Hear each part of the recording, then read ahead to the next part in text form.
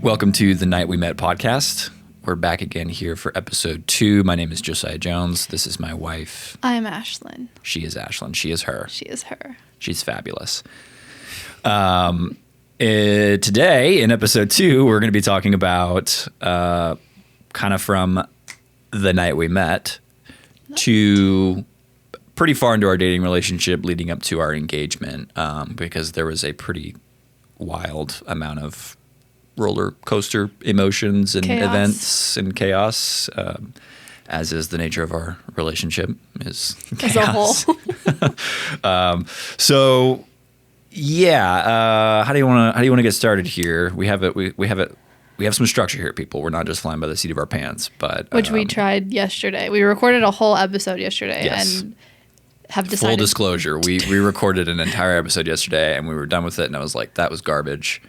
I don't want to put that out. Yeah, I was also kind of on one, and I was kind of like mean. Yeah, you were and mean. offensive. Yeah. So coming in today a little bit more clear-headed. I hadn't gone to the gym yet, and my brain was not in a great spot. You know what? I knew it. What? Because yesterday we were having like you asked if we could do it later, and then we ended up doing it earlier because I wanted to do it earlier because my brain functions better in the morning. So does mine. I know, but for some reason yours hadn't, and then I just remembered that. So that's probably a part of it. So round 2. I think I'm learning how much coffee and exercise are kind of the keys to my mental clarity. Yeah. And good sleep. Maybe I also didn't sleep very good the night before. Very good the night before. I slept much better last night. So good. I did too. We slept for like 9 hours. We did. It's Saturday today. It's Yesterday great. was Valentine's Day. Yeah. So yeah, we released the first episode on Valentine's Day, and then we attempted to record episode 2. No one cares about this. No, it's okay. You can. It's February 15th, 2025. This will not be released until the following Wednesday, but yeah, here we are. So we're going to be talking about dating, and we're going to be talking about what we went through. Cash really needs to settle down because he's wandering around, wondering where the shadow puppets are on the wall, because I have a spotlight bouncing light into this white board that lights us, and earlier he saw a shadow, and now he's wandering around. Anyway, only the people watching video can see that. Yeah. But Cash, can you lay down, buddy? Can you chill?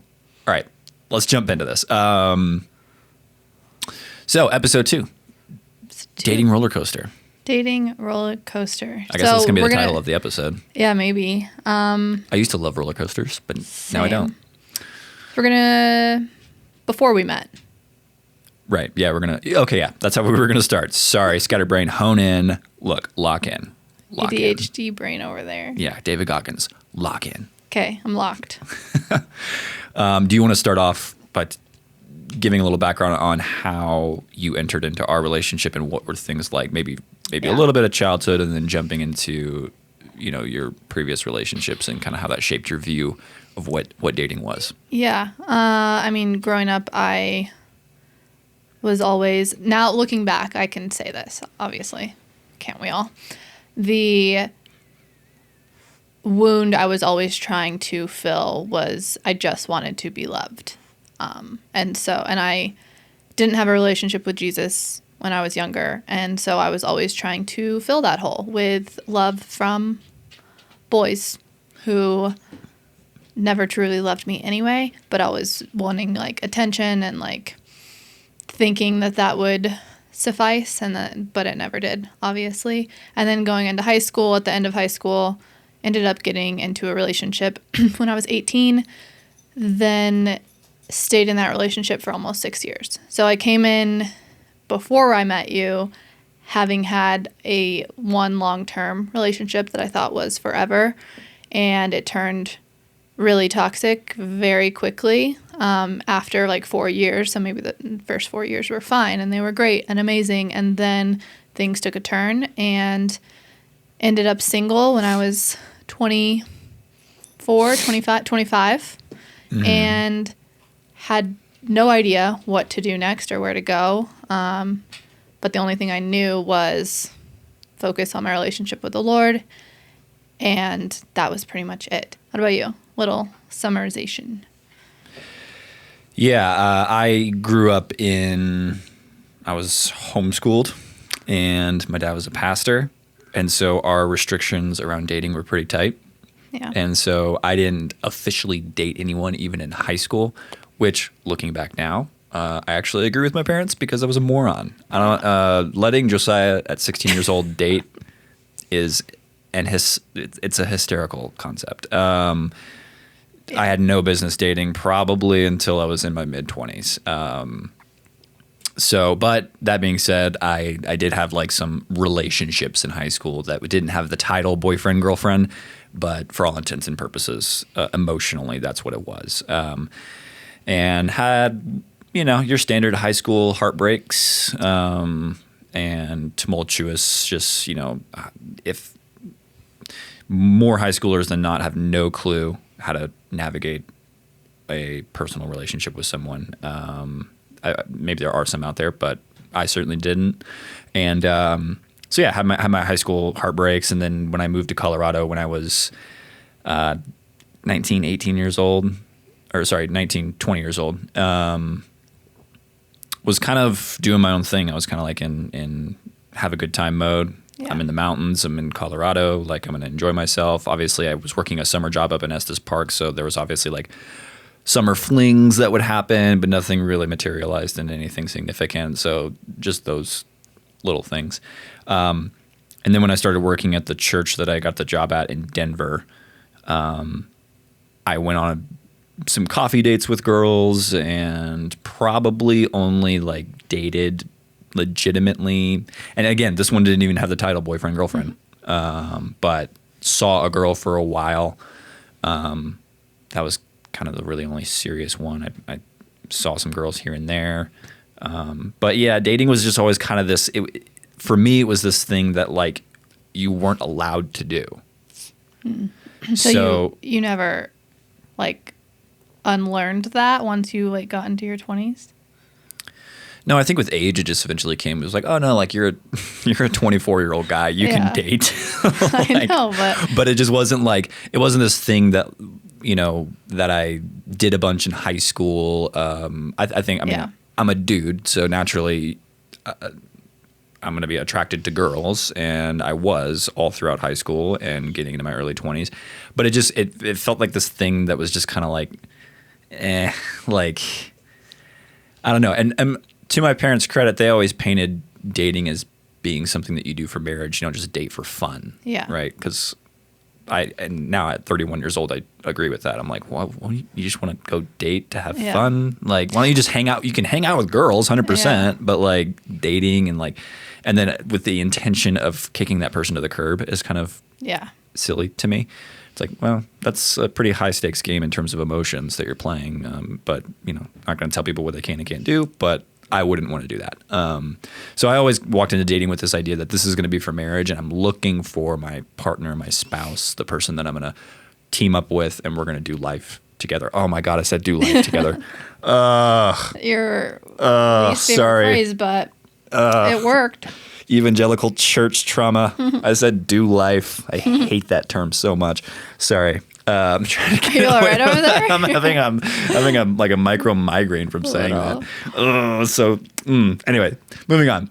The person that I was going to tackle life with, that was always kind of my idea of what that was supposed to be.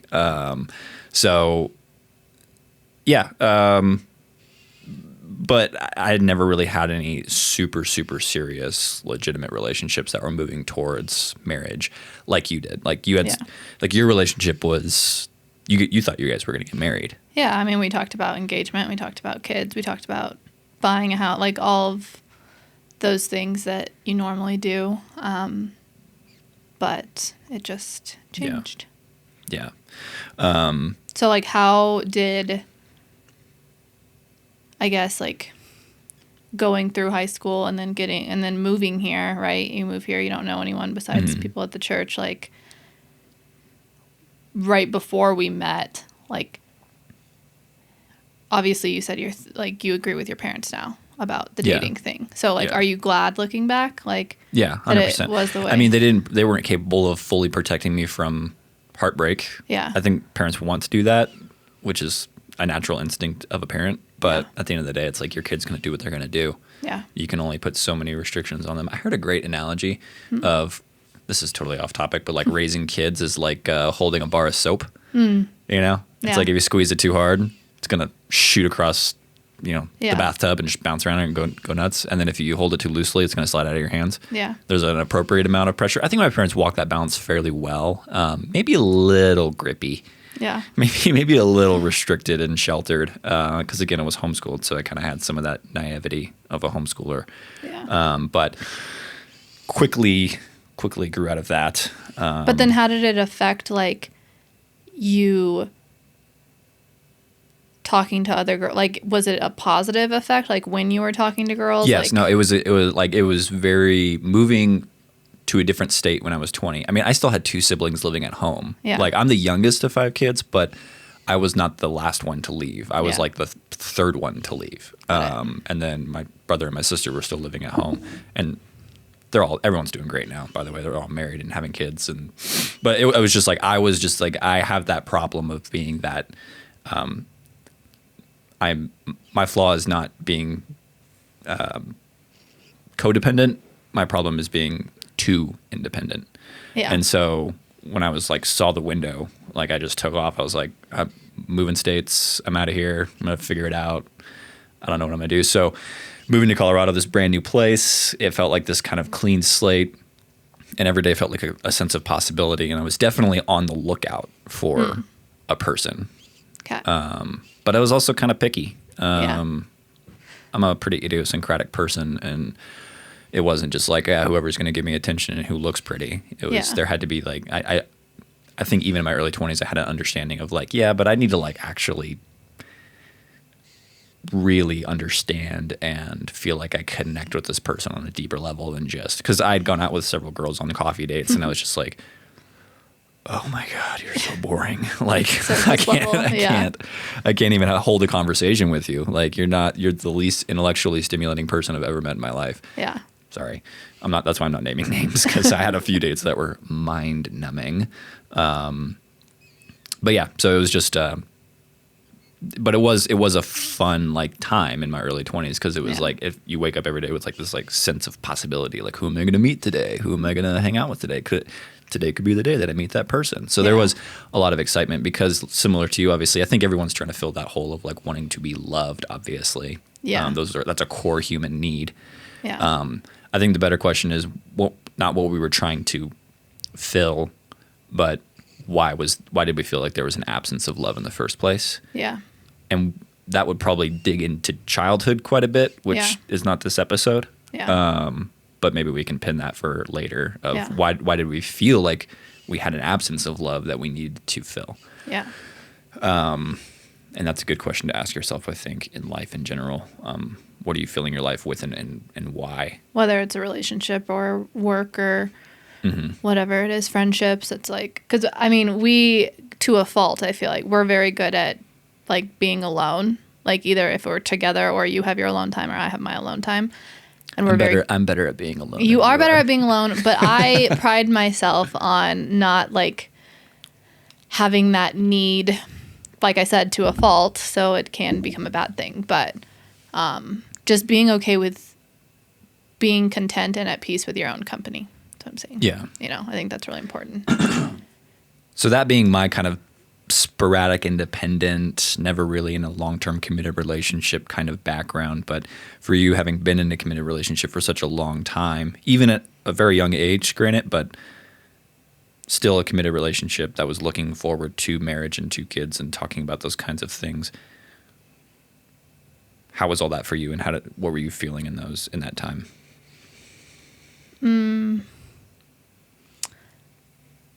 Or is the better question, what were you, how did you feel and go through all that, right? Uh-huh. And what were your expectations? And then when it did end, what were you feeling? Well, at first I felt like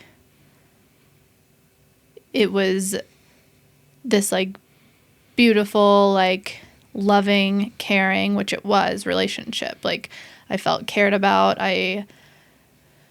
The first 4 years, like I said earlier, were amazing. Like didn't go to college. That's important to know here because I was... Neither of us went to college. Yeah, neither of us did. So I was 18, about to graduate. Graduated, was in this relationship. I was already set on going to CU Boulder. I had my roommate picked out, was my best friend. Let's go Buffs. And in her dorm, everything was set. And before, like that summer before, I was just like having this feeling like I'm not supposed to like be there for some reason. And so I didn't understand what that was at the time, but I went with my gut and I was like, okay, I'm not supposed to be here. And it made me like more excited because I was like, oh, well, I'm not going off to college and I can like be in this relationship and everything's good and I'm safe and everything's fine. And it was for a while. I felt really excited. I felt like life was on track. Yeah. Like it was like, oh, I'm going to marry this guy. And the guy that I was seeing also didn't go to college. He like was doing really well, creating his own businesses and working really hard. And like, I admired that about him. And then things just took a turn. Which we don't need to get into all no, those I'm not details. getting, I'm not. No, I'm not trying to interrupt you. I'm just saying like, yeah, there was a lot of, it was just a lot things. of like emotional, just turmoil on both sides. And so I got to a place where I knew it wasn't the place for me anymore. And that, leaving that relationship after almost 6 years at that point was the hardest thing I'd ever done. Because when you leave somewhere that you had felt like you'd called home for so long and felt like peace in the beginning, and then it turned, even though it doesn't feel peaceful, it still feels like home. And it's really hard to like gain the strength to look at someone that you've spent almost 6 years with and then that you thought was going to be forever and say, I can't do this anymore, is like the most gut-wrenching thing. Yeah, it's like the devil you know over the heaven that you don't. Oh, yeah. Right? It's like you'll stay, even though it's miserable, you'll stay with what's Comfortable. familiar. Yeah, and familiar. Over something that potentially could be better, but it's unfamiliar. Yeah. And that's like a psychological kind of fallacy that people have. Yeah. And what keeps them from moving from one stage of life to another, I think, is like, well, this sucks, but it's familiar. Yeah. Versus the fear of kind of going into that unknown. Yeah. And looking and asking more of life and asking more of relationships. So yeah. And I think what gave me the final like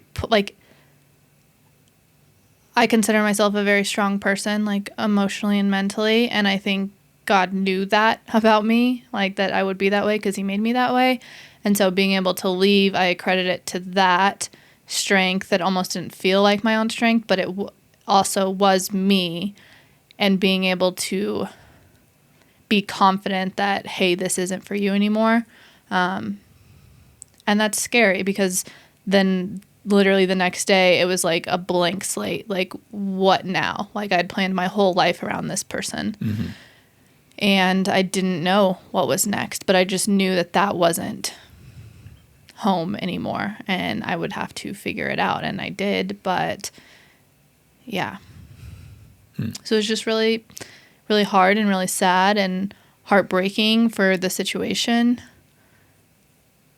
But I knew that I deserved more and I deserved better than what I was getting. And I didn't know what that looked like anymore. Like, my view of being treated well just was a blur. I was just like, I don't even know what that means. So that's where I was coming from. Yeah. Yeah. Yeah. So that brings us into the night we met. Yeah. But so, yeah, I mean, to kind of summarize, I came into this thing with a lot of independence and fluidity. And I mean, dating was still kind of this uncharted territory really that I had dabbled in, but had never really been in a serious long-term committed relationship. Whereas you had been in a very committed relationship for a very extended period of time. Yeah. Especially for someone that's at such a young, to be from 18 to 24. Yeah. That's like, one, a very formative number of years. But because that's really when you're really stepping out and going out on your own. But you had a lot of, so, I mean, everyone has their own attachment style. Yeah. And I think both of our circumstances very aptly illustrate ours. Which, do you want to say what your attachment style is? I'm anxiously attached. Right. So, which would be kind of your typical codependency. Yeah. Someone that really feels like they need someone otherwise. Whereas I am opposite. Am I fearful? You're anxiously avoidant. You're both. Anxiously avoidant. Right. Yeah, you're kind of a mix. Yeah, so I avoid intimate but then you get relationships. anxious once you avoid. Right. And you come back. Yeah, there's a push and a pull that I was doing for a long time, which neither of those are healthy attachment styles. So we're meeting each other and coming into this relationship with very kind of broken senses of attachment, how you interact with someone in an intimate relationship on an emotional level, obviously, and on an intellectual, maybe mental level as well. So we're coming into it with this like I'm when things get too, I just like bounce. I'm going to the mountains. See you later. Yeah. You know, and you're like, no, stay, and you want to like hold on and cling to, which is like kryptonite to me, right? And I'm like, get off of me, you know, like this very kind of. So again, I deal with hyper independency, and you deal with maybe hyperdependency or codependency, right? Yeah. So not a great recipe to start. Not at all. But we did. It was fine. So then we met. Yeah. We met at the church that I was working at like a young adults night. This is like Thursday nights where like 1,200 young adults would come, to church basically, ages 18 to 29. Which it was basically just a giant dating pool. Yeah. Where we sung songs and listened to a sermon. It was good. And everything. But outside of that, people were like, yeah, I'm here for Jesus. And then the sermon's over and they're like, all right, on the lookout, right? Yeah.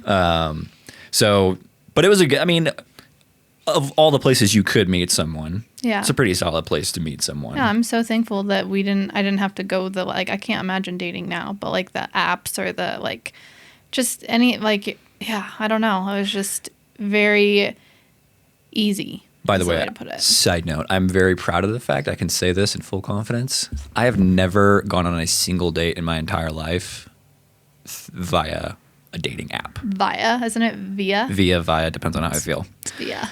Is it caramel or caramel? It's caramel. Tomatoes or tomatoes? Tomatoes. Irrelevant. But I've never been on a date using a dating app. Yeah. But that's not to say that dating apps are bad, because a lot of people meet their spouses that way. Yeah, I don't think they're bad. I just think the percentages are very off. This was how many years ago? Depends on the dating app too. This was 2017. So right, 2017. Different times. Right. Well, I think I was right on that cusp where like when I wanted to go out, I remember wanting to go out with a girl and I wanted to ask her out on a date, and I called her on the telephone and I said, would you like to go out with me? And she said yes, and we went out on a date.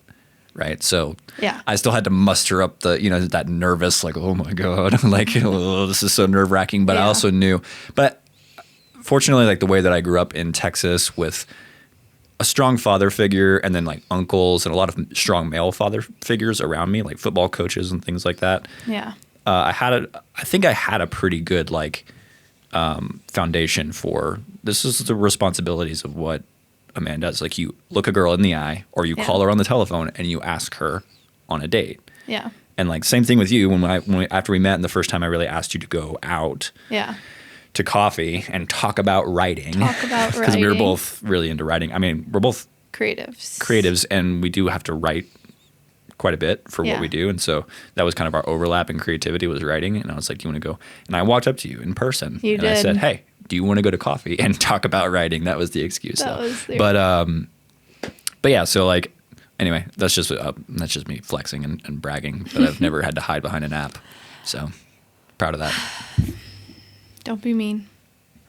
I'm not saying it's wrong. I'm just proud of the fact that I never had to use one. Okay, that's great. That's all. Yeah. Yeah. So, but then, yes, we went to coffee, but nothing really came of it. We just kind of stayed in contact. We were kind of swimming in the same friend group Yeah. around that time. And I wasn't in a place of like wanting to like date anyone. Yeah, I you had was just come out of a 6-year relationship. I and know. So you were just like, I was doing really well with Jesus and it was great. And then one like summer night, we ended up going up to Breckenridge, Colorado with some friends after church. Breck. Yeah. The crepe stand. Shout out the crepe stand. If you're ever in Breckenridge, Colorado, go to A La Crepe.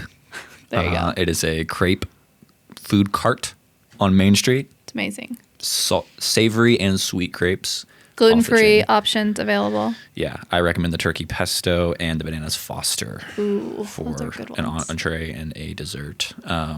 Really good. Yeah, so we went up there with some friends that night. And we got crepes and we But sat then down. like That was the first time when we think about the name of the podcast, the night we met. That's really the night that we think about. Even though we had met, that's the night where I feel like we actually sat down and held an extended conversation. yeah. That really meant something. And again, this is before I had asked you out, right? Yeah. To go for that story about me asking her out and walking up to her. That was after this. That was months after. Yeah, but we really sat down. I mean, it was a group of friends hanging out, but we sat next to each other on the bench eating crepes in the mountains, and I was, we actually held a conversation, and you told me about some of the things that you were going through, because really the first night I really actually talked to you or held a brief conversation with you, you were preparing. You had your defibrillator that was implanted in you, and one of the leads, which is like these wires that run out of the defibrillator into different arteries in different chambers of the heart. One of those leads had broken, and which doesn't really happen very often. Doesn't ever happen. Things like that happen to me, so it's fine. And so you were preparing. They had to do a surgery to go in and fix that. They had to take it out. Yeah, this is pre-heart transplant. This is years pre-heart transplant. Excuse me, gross. This is years pre. It's gross. This is all that. So you were preparing to do that. That's like literally the first time I met you. Is like you were in an emotional place, worried about this surgery that you were about to have. And so I had known a little bit about that you had some of these heart issues. I didn't know the extent of it or what it was ultimately going to turn into, but I knew that you had it. And then that first night in Breckenridge was really the first time that you'd kind of explained things to me and be like, here's what I have. Yeah. Here's my history. Here's what all of those things. Yeah. And I feel like that was the night that like I didn't understand what was happening at the time in our conversation, I think. I was just like, oh yeah, that sounds fun. I'll go up to Breckenridge with these guys, and I don't even remember who all was there, but like I think Lindsay was there. I think Lindsay was there. She'll listen to this and she'll tell us.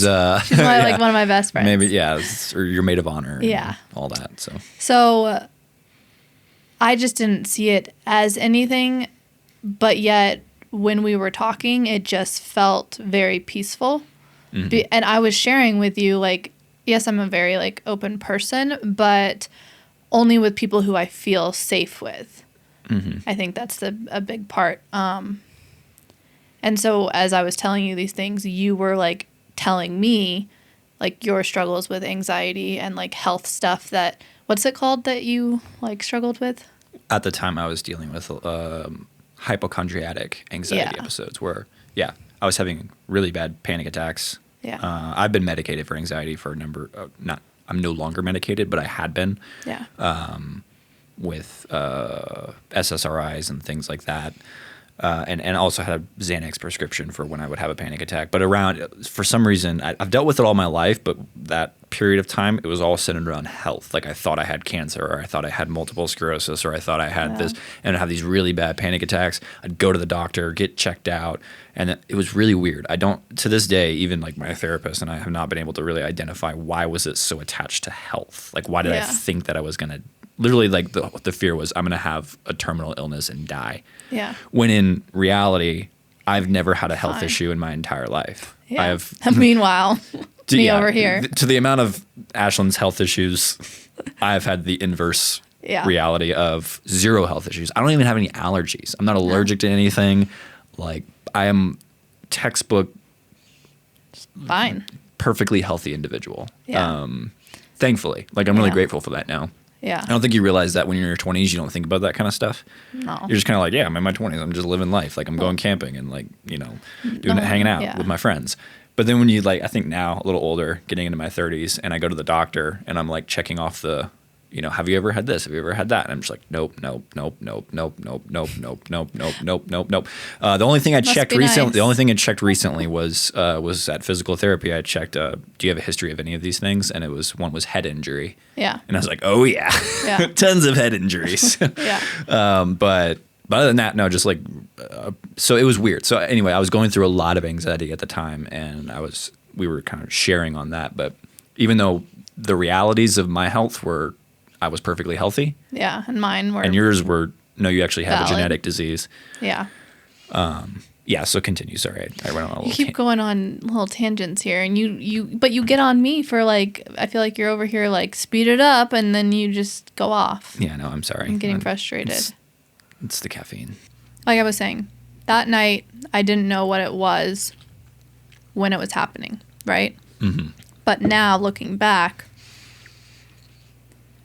like you can always connect the dots to like how God's leading you, like you look back and it's like, oh, it all makes sense. Sometimes not everything makes sense, but that was a very important, like pivotal moment and I wasn't like, oh my gosh, this guy's my husband. I was just like, this guy's like, he's listening to me and he's so kind. Like, is this how it's supposed to be? Because I just like did not know how that was. And then a couple months later, you asked me to go to coffee and talk about writing, and we do that. And that night, I did feel like when I like was looking at you all, it was just like, there's something different about you.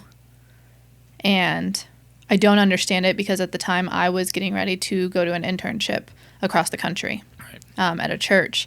And I was like, this doesn't make sense. Like, I'm really enjoying being around this guy, talking to him. I feel like he sees me, like actually sees me, and is listening to me, which I didn't have in my previous relationship. And so, yeah, I think I just felt like, wait, what's going on? I'm about to move. How is this even supposed to be something? But how are you feeling when we had coffee and knowing that I was leaving? I think I remember feeling like, well, it's only 4 months, Yeah. Yeah, like and I was not that. I was like, well, I could move out there. Who knows what God's going to do? Who knows the plan? Like, I'm not going to. I don't want to try to control things, and I don't want to get God's will wrong, which is a very dangerous place to be. Yeah, by the way, that's kind of a can of worms. But that's how I was feeling. I was like, because I had gotten it wrong. I felt like I got it wrong in terms of my last relationship for how much longer I stayed and all of that. I was like, I just don't want to do that again. Mm-hmm. And I just wanted it to be the best thing for me. Right. So. Yeah. Kind of want to take a little side note on that whole, because I dealt with that too, of like God's will and like, am I doing the right thing? And if I could talk to my younger self, I'd be like, dude, relax. Yeah. Like, calm down. Like, that's not what you're thinking about it completely wrong. Yeah, like, totally. This whole idea of like there is this like secret hidden pathway through the maze of life that if you make a wrong turn, you're screwed. Yeah. I don't even think that's taught anywhere in the Bible. I don't think that's taught anywhere. Like maybe some bad church taught that of like, if you do this, it's against God's will and you do that. It's like, things are a lot more fluid in our relationship with God and for the path for our lives than I think we think. I would have just told myself to relax, because it's like I've gotten to a place now, fortunately, as a semi-grown adult, that where I'm just like, I'm going to pursue the things that I'm passionate about, not the things that are necessarily immediate gratification, not just like what makes me quote happy, but the things that I know bring me joy in the long term, and like they make and so wanting a relationship with someone is a good thing. Yeah. And then going into that relationship, and then you're going to find out. Like, don't put so much pressure on this thing. Like, you're going to date several people. You might date a few people. Maybe you'll get lucky and the first person you ever date is the person you marry. Very rare.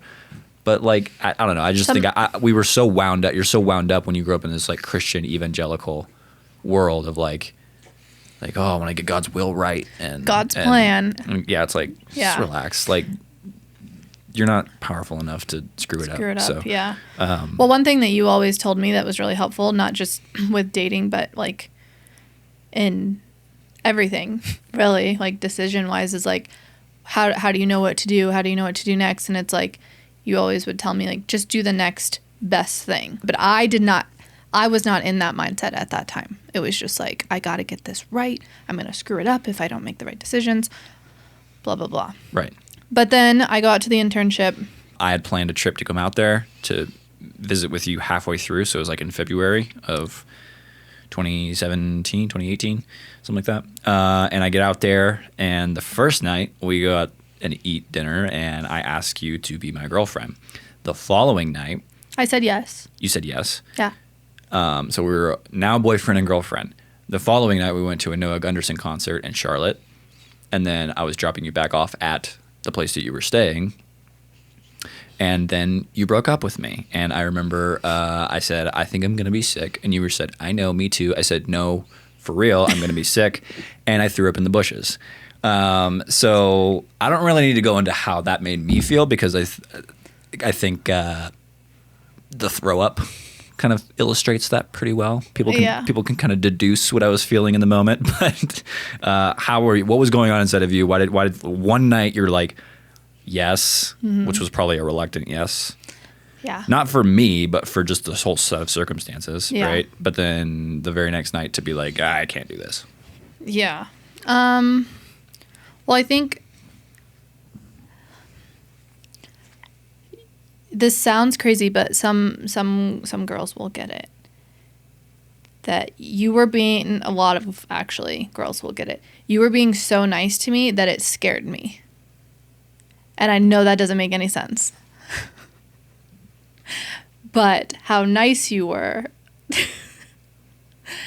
it didn't, it did not feel, I don't really know how to describe it. It was just like, is this, because of my past, it was like I needed you to sometimes be mean to me.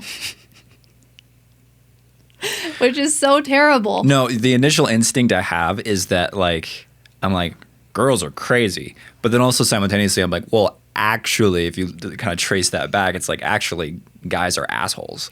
Mm-hmm. You know what I mean? Yeah.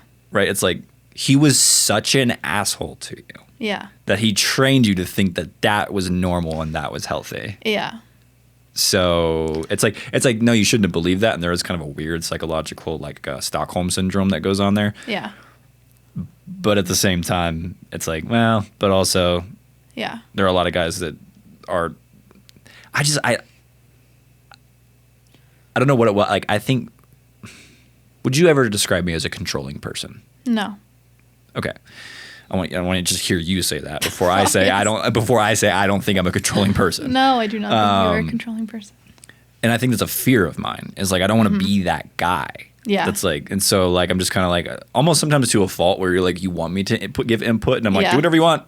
Yeah. Like, you're an independent woman, do whatever you want. Yeah. When sometimes you're like, no, you can give your input here. You can like lead this situation if you want to. Where I'm like, I don't care. Which is something that I've grown in. But yeah, I just that's just wild to me that like it would be like, you need to be mean to me. I know, yeah, because that obviously also like that toxic, I was caught up in it myself, of like the just emotional, like I just wasn't used, like the just how bad it was, honestly. I just did not experience that with you. So I was just like, what the heck? And so when you asked me to be your girlfriend, I was like, I said yes, because it's almost like, it's like, and I don't know if this makes sense, but it's like my spirit knew, my gut feeling knew, hey, this is good for you. Mm-hmm. And then the next day I get freaked out because I'm like, I'm doing so good in my single season. What am I doing? What if this guy isn't it? He's so nice to me. This is freaking me out. I just need to be out here. I went out to North Carolina. I don't know if we said that. I just want to just figure out what this season is without a distraction, kind of. Which is fair. Yeah, which is fair. But I just was so just, not in the greatest place. Yeah. And God knew that. Like, he knew that I needed to get him. It's fine. He knew that I needed to be out there for reasons that had nothing to do with Josiah, had nothing to do with our relationship, and everything to do with, like, my heart on an emotional level, like, that I didn't know that was, like, something that, yeah. Yeah. I don't know. So that's where I was at. And I was like, you know what? I don't know. We'll put this on the back burner. Not even on the back burner. In my mind, I was like, he was really nice, but, like, what if I moved to North Carolina? What if I moved to the beach? Because I love the beach. I love it so much. Brings me so much peace. And he loves the mountains, and the ocean is his worst nightmare. So that's never going to work. It's not my worst nightmare. Pretty much at the time. Yeah. You messaged me one time on Instagram, and I posted a photo on a cruise with the most beautiful plate for breakfast, and it was like this beautiful ocean, just like, and you messaged me. This was before we even talked. This was the first thing you ever said to me outside of when we met at church, and you're like, I'm Ashlin, I'm Josiah. You said, that looks like my worst nightmare. And I just ignored it. I didn't even I was like, I'm not. Hey, just lay the cards out on the table early, It's not going to happen. Like, yeah. No, what I actually I like the ocean as a place. It's awe-inspiring. It's incredible. It's violent. It's chaotic. It's tumult. It has a lot of cool, possibility for adventure. Yeah. The thing I don't like about the ocean is like the luxury, laying on the beach, eating food, doing nothing. Okay. Like that. I don't enjoy that. You don't have to do that. That's so mean. Well, okay, sorry. So Being a dick. Seriously. Okay. You're being a wiener.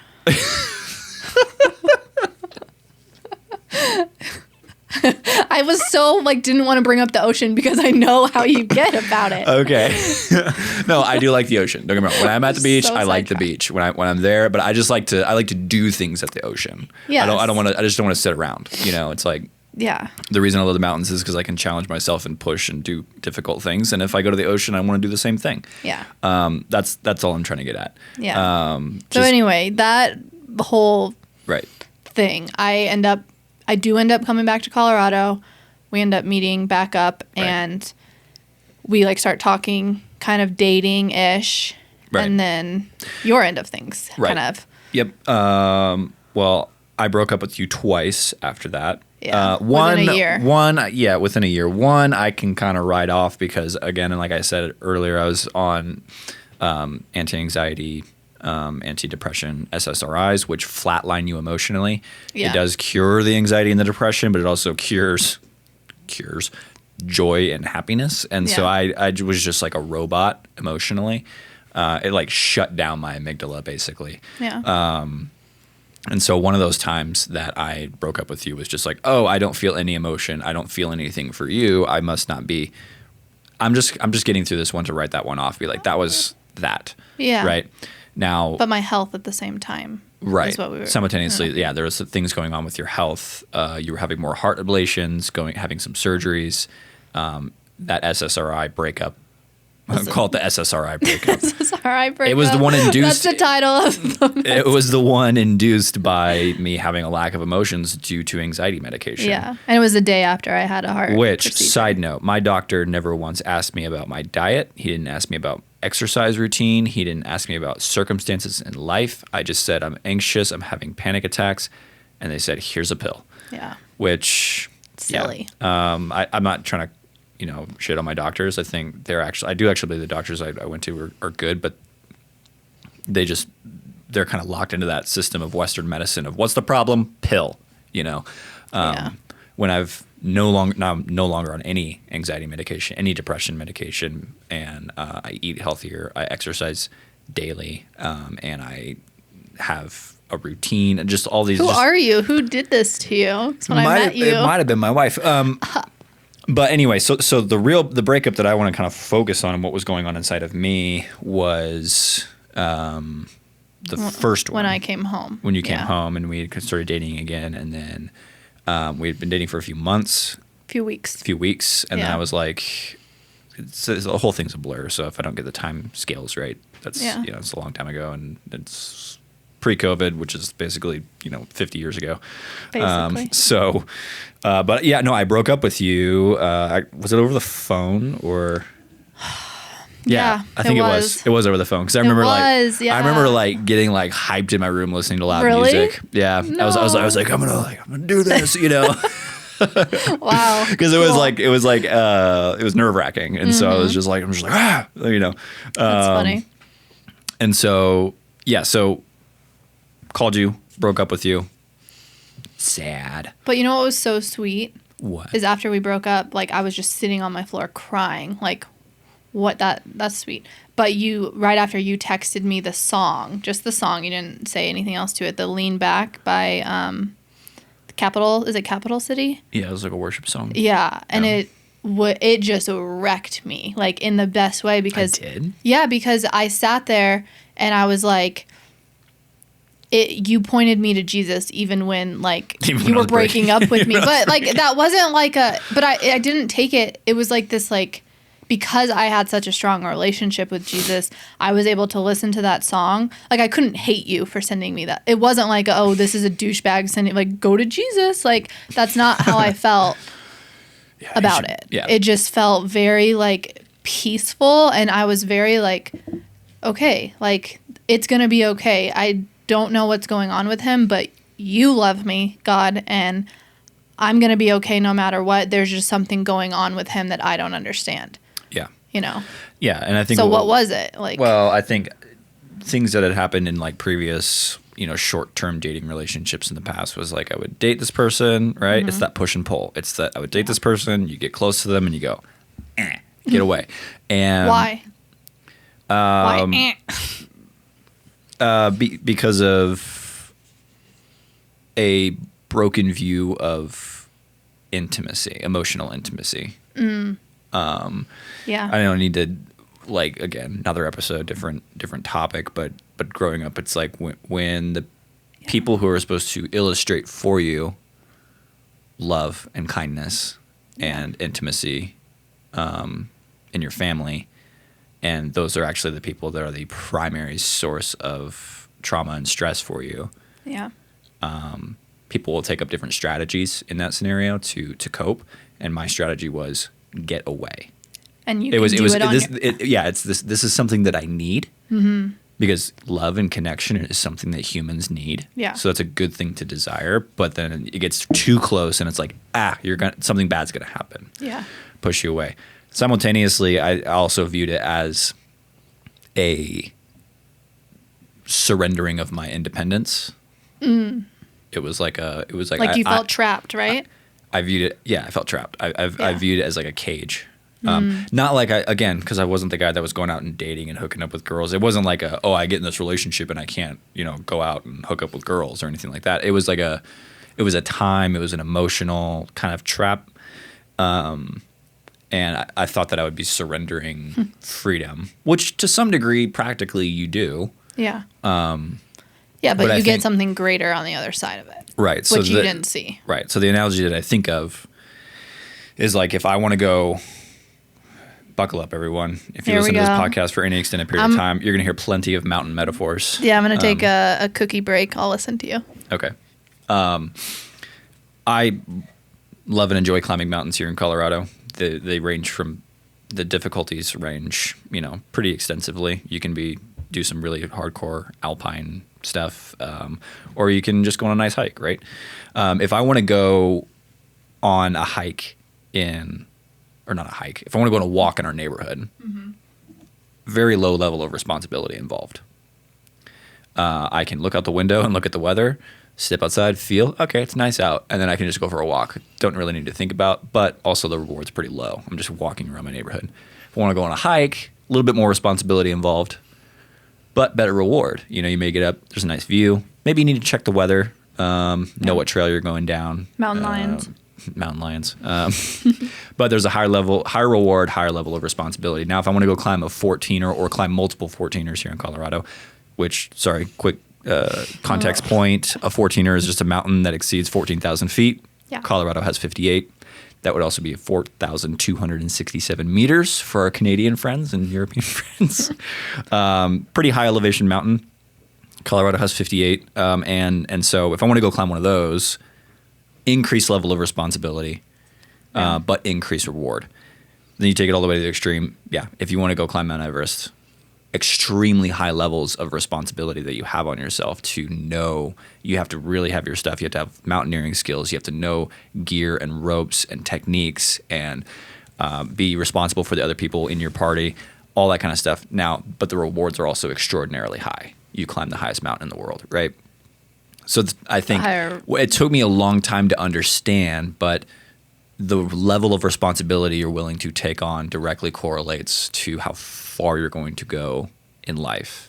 Well, the higher the reward. And the higher the reward, right? And so at the time, I saw relationship and things like that as this restriction, this responsibility that was going to hold me back.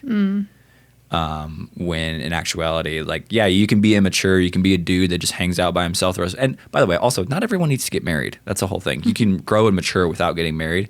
I think the whole concept of like, yeah, I just want to clear that up.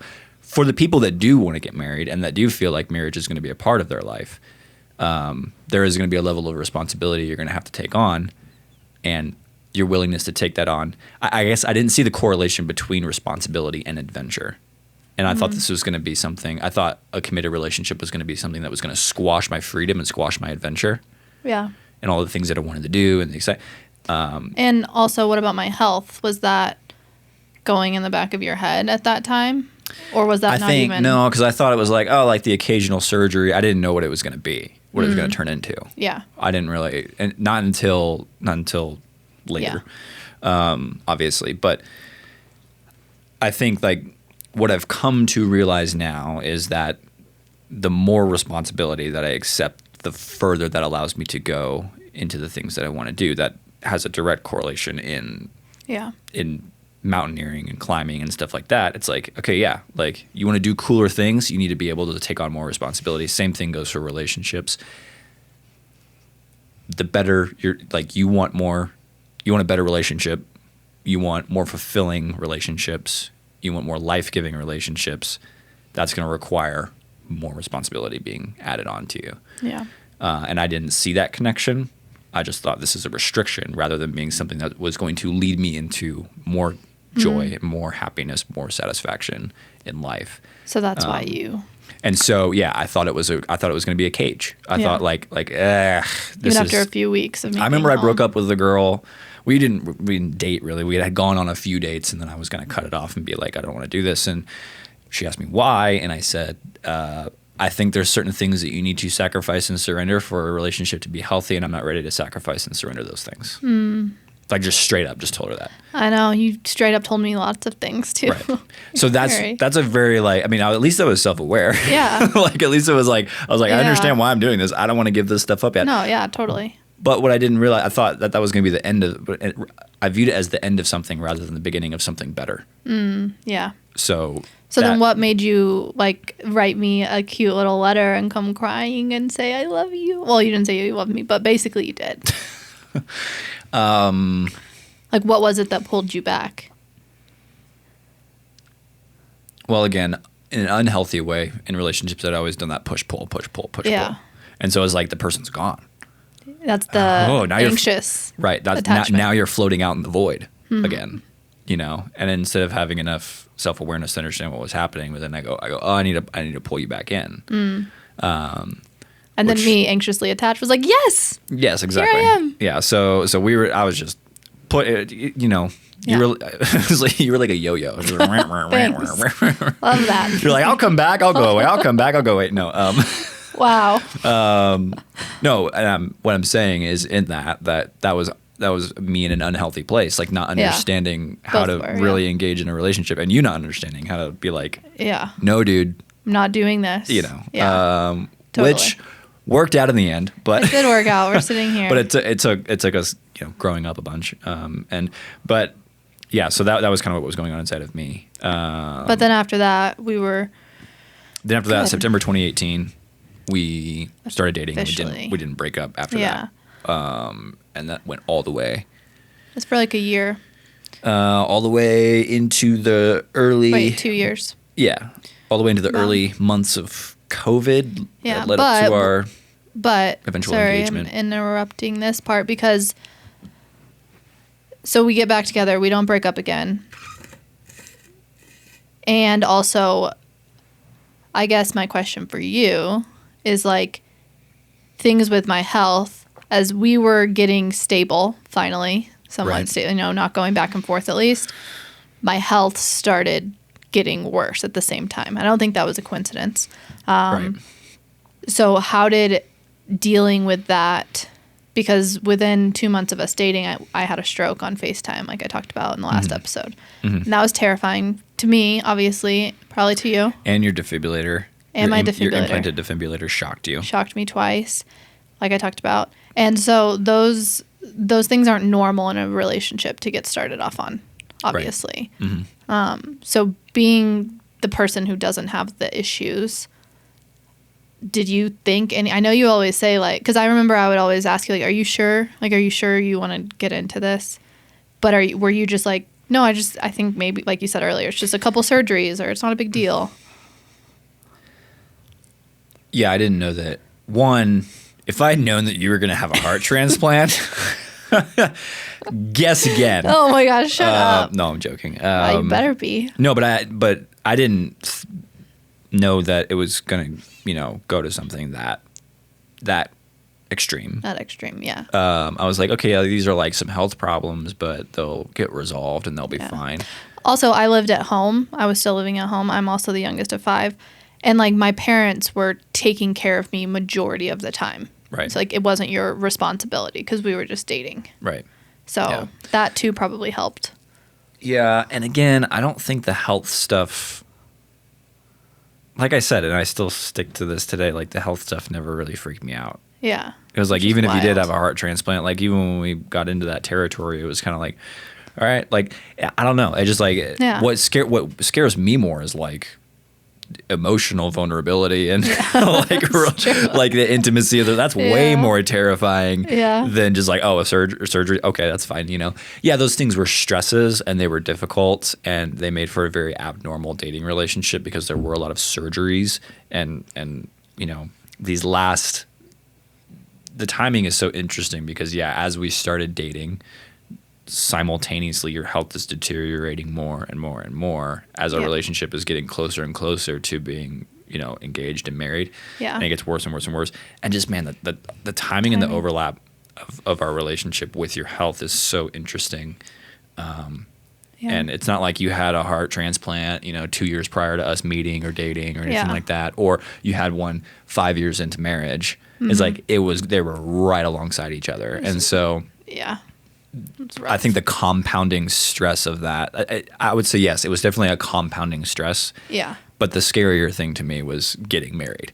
Yeah. The scarier thing to me was getting engaged. We were approaching that engagement. Right. And that was scarier to me than you dealing with the heart stuff. No, those things were definitely added stresses though. Yeah. It was like, sometimes like, I remember, after while we're dating, some of your ablations and surgeries, being in the hospital and being like, is this the way it's always going to be? Kind of thing. But it wasn't like this, like, at that time, I was just like, they're just surgeries. It's fine. Like, it's not, it sucks. Like, I'm sad. I'm upset, or like, I'm sad that you have to go through this and this is a part of your life. But it wasn't this like, oh man. Yeah. Like I guess the big question would be, you weren't like doubting, should I be dating this girl? I wasn't doubting anything because of your health. No. Yeah.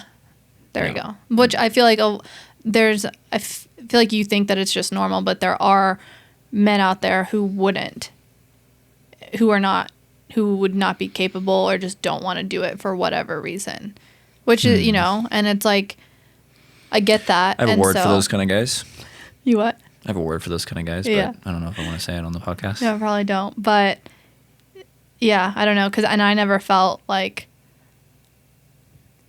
I don't know, it was just hard for me just always being on edge, like my nervous system, a wreck, and constantly wondering, when am I ever going to be like healthy again? Am I ever going to have a period of I just feel good? Because we would go on like camping and road trips and like hikes, but we wouldn't even be able to hike. You would take me places where we would drive up to the trailhead and I'd walk out a couple 100 feet, Right. no elevation, and then I would still just get so much pain in my chest, not feel good. But I was just grateful to be there. So it was like, I wanted this normal. I've always said that I want to be normal, but I'm not. And even in dating, it was like, oh my gosh, I hope he doesn't see me as just this like sick girl, which you never did. And I think that's why it like worked. And also you always showed up. That was like such a big thing. Like showing up at the hospital and praying was a big thing. And yeah, I don't know. It just... Yeah, I don't know. I guess I don't understand how some guys would be like, oh, you have health problems, and then dump someone for that reason. Not like trying to be like, oh, I'm so much better than those guys. But just like, well, it doesn't compute in my mind. I'm like, what else are you going to do with your life? Yeah. Like, well, you just want it easy? Like, I guess, I don't know. It's just like... Did you like take it on as like a challenge, like mentally, as like dudes do? I have a natural inclination to do difficult things. Yeah. Things that are difficult for me. Yes. Right? Like, we all have varying scales of what is difficult for us, right? So, like, for you, someone with a heart transplant, like, you know... 14er. Climbing a 14er is... I mean, climbing a 14er is still difficult, regardless of your health, you know? But, I mean, it's just a difficult cardiac challenge regardless. But, like... but that's extremely difficult for you. Yeah. Whereas that's moderately difficult for me, a healthy individual. Yeah.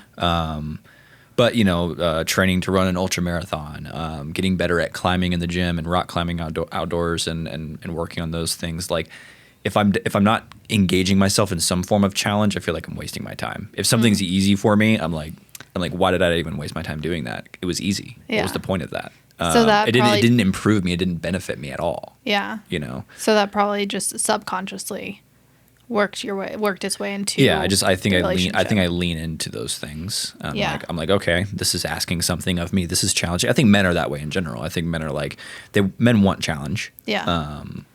But I think maybe that looks. No, sorry. Go ahead. No, I was gonna say men want the challenge, but then when it comes to emotionally involving yourself in that challenge, because it will take this circumstance, a lot of men don't want to go there. They just want to like fix the problem, put the thing on, like whatever, fix it, and not go there emotionally. Right. And when we were dating, it's not. I feel like I saw glimpses of the emotional side of you. I think I was much more emotionally there when we were dating, and before that.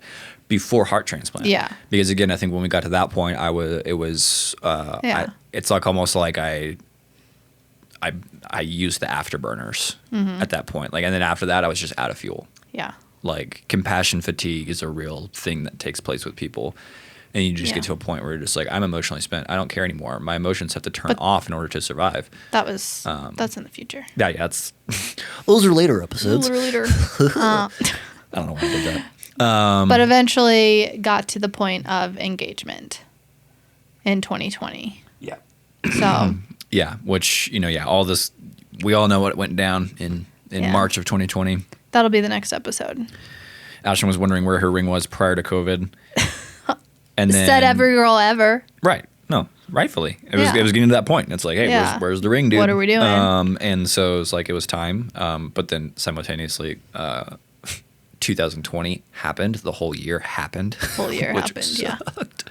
Regardless of where you stand on the legitimacy of COVID.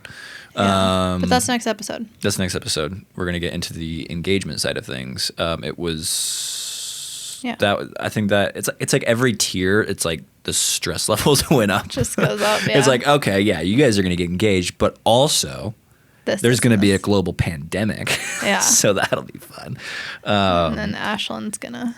Right. Yeah. And your health continuing to deteriorate. So yeah, I think next episode, this is a good spot to leave it. You know, we eventually, September 2018, we got together, and that after that we didn't break up. No. So we dated for almost a year and a half. It was more like a year and a half. Year and a half. 2 years to like married. But. Right. So, but that's kind of our views on our dating relationship. Some of the little tidbits there. And yeah, we had there was a lot of things about our dating relationship that was not healthy. Yeah. And somehow, in spite of it all, We're it here. ended up working out. Yeah.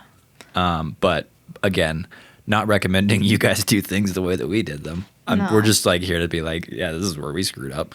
Yeah. Or these are made us feel. the incorrect ways that we thought about things. And honestly, in a lot of ways, I kind of look back and I'm like, I'm kind of surprised it worked out. Yeah. That shouldn't have worked out It because shouldn't have. our attachment styles, life circumstances, the ways we You grew up. loving the mountains, me loving the ocean. Yeah, it's kind of this like thing that was like, yeah, The chances. maybe don't date that person. Maybe just let it go. It's like, we'll figure it out. Yeah. You know, We don't give up. that's a strength and a weakness of mine is I'll figure it out. Yeah, Kind of definitely. Definitely both. But yeah, anyway, so next week I think we're going to dive into engagement, the period Engagement. between getting engaged and getting married. A lot happened in there. A lot. Yeah. A ton happened in that time. And yeah, so do you have anything else you want to say? Nope. I think that wraps it up. So yeah, talking about engagement next time on the Night We Met podcast. Thanks for listening, guys. Okay, love you. Bye.